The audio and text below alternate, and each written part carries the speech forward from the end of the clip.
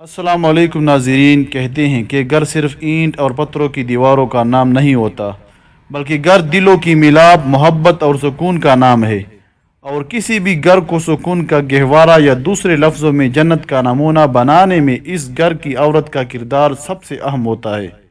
دیکھیے، ہر عورت کی خواہش ہوتی ہے کہ اس کا گھر دنیا کا سب سے پرسکون اور خوبصورت ترین مقام ہو، لیکن بعض اوقات چھوٹی چھوٹی باتیں اور ہماری نادانیاں ہنستے کھیلتے گھر کے سکون کو برباد کر دیتی ہے۔ آج کی اس خاص ویڈیو میں ہم ان 8 سنہری باتوں کے بارے میں تفصیلی باتیں کریں گے جن پر اگر ایک عورت عمل کر لے تو وہ اپنے گھر کو واقعی دنیا کی جنت بنا سکتی ہے۔ یہ باتیں نہ صرف آپ کے شوہر کے دل میں آپ کی عزت بڑھائے گی، بلکہ آپ کی ازدواجی زندگی کو بھی خوبصورت بنا دے گی۔ ویڈیو کو آخر تک لازمی دیکھیے گا، کیونکہ ہر نقطہ آپ کی زندگی بدل سکتا ہے۔ ہماری فہرست میں پہلی اور سب سے اہم بات یہ ہے کہ شوہر جو بھی کہے اس کی بات پر مکمل اعتماد کا مظاہرہ کیا جائے۔ رشتوں کی بنیاد بھروسے پر ہوتی ہے۔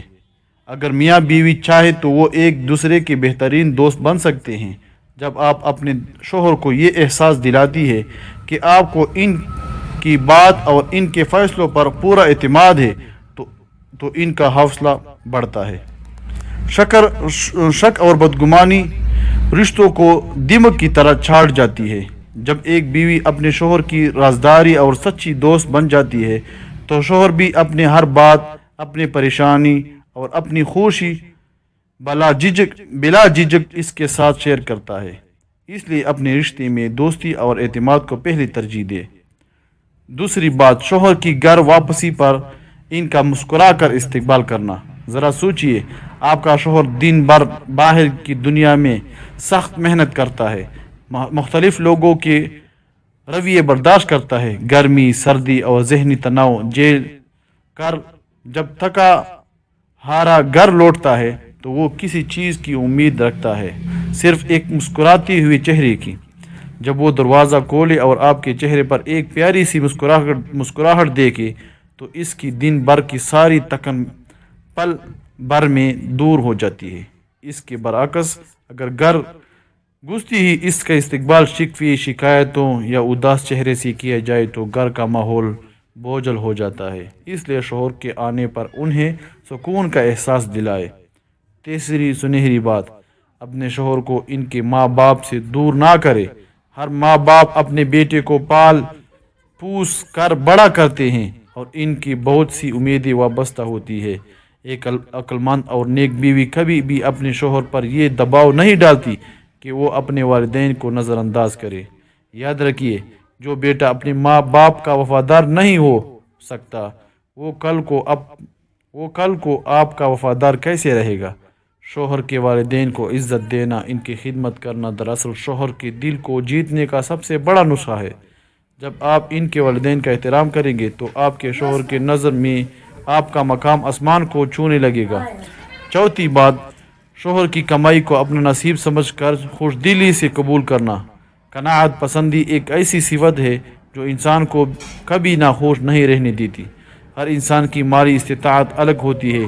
آپ کے شوہر حلال طریقے سے جو کچھ بھی کما کر لائے اس پر اللہ کا شکر ادا کرے اور اپنے شوہر کی محنت کی قدر کرے۔ پانچویں بات، میکے جانے کا وقت اور دن مقرر کر لے۔ شادی کے بعد عورت کا اصل گھر اس کے شوہر کا گھر ہوتا ہے۔ میکے جانے، اپنے والدین اور بہن بھائیوں سے ملنا آپ کا حق ہے، لیکن اس میں ایک توازن ہونا ضروری ہے۔ اگر ایک بیوی بات پر یا بغیر کسی ضرورت کے مسلسل کئی دن میکے جا کر بیٹھ جائے تو اس سے سسرال اور شوہر کے حقوق متاثر ہوتے ہیں۔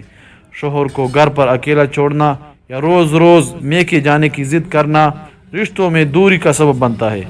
چھٹی بات، شوہر کے موڈ کے مطابق اپنے موڈ کو ڈالنا۔ یہ ایک بہت بڑی حکمت عملی ہے۔ ایک کامیاب بیوی ہمیشہ اپنے شوہر کے مزاج کو سمجھتی ہے۔ اگر شوہر کسی وجہ سے غصے میں ہے، پریشان ہے یا خاموش ہے تو اس وقت بحث کرنے یا ضد کرنے کے بجائے خاموشی اختیار کرے۔ ان کا موڈ ٹھیک ہونے کا انتظار کرے۔ جب ان کا غصہ ٹھنڈا ہو جائے تو پیار سے بات کرے۔ ساتویں بات، جو بہت سے گھروں کے ٹوٹنے کے سبب سے بڑی وجہ بنتی ہے، اپنے گھر کے یا میاں بیوی کے آپسی مسائل کو اپنے میکے میں بیان نہ کرے۔ میاں بیوی کے درمیان نوک چونک یا چھوٹے موٹے مسائل کا ہونا بالکل عام بات ہے، لیکن جب آپ اپنے گھر کی ہر چھوٹی بات، لڑائی یا شوہر کی شکایت اپنے والدین یا بہن بھائیوں کو بتاتی ہے تو بات بگڑ جاتی ہے۔ میکے والے آپ کی محبت میں شوہر کے خلاف ہو سکتے ہیں اور میاں بیوی کا معاملہ تو حل ہو جاتا ہے، لیکن میکے اور سسرال کے درمیان دوری آ جاتی ہے۔ 8ویں اور آخری بات، اپنے گھر یا اپنے شوہر کا موازنہ دوسروں کے ساتھ ہرگز نہ کرے۔ آج کل سوشل میڈیا کے دور میں ہم دوسروں کی بظاہر خوبصورت زندگی دیکھ کر اپنے گھر کو جہنم بنا لیتے ہیں۔ فلاں کا شوہر تو اسے گھمانے لے گیا، فلاں نے تو اتنا بڑا تحفہ دے دیا۔ یہ موازنہ آپ کے اندر ناشکری پیدا کرتا ہے۔ یاد رکھیے، ہر انسان کی زندگی کی اپنی مشکلات ہوتی ہے جو تصویروں میں نظر نہیں آتی۔ اللہ نے آپ کو جو شوہر اور جو زندگی دی ہے، اس پر راضی رہے۔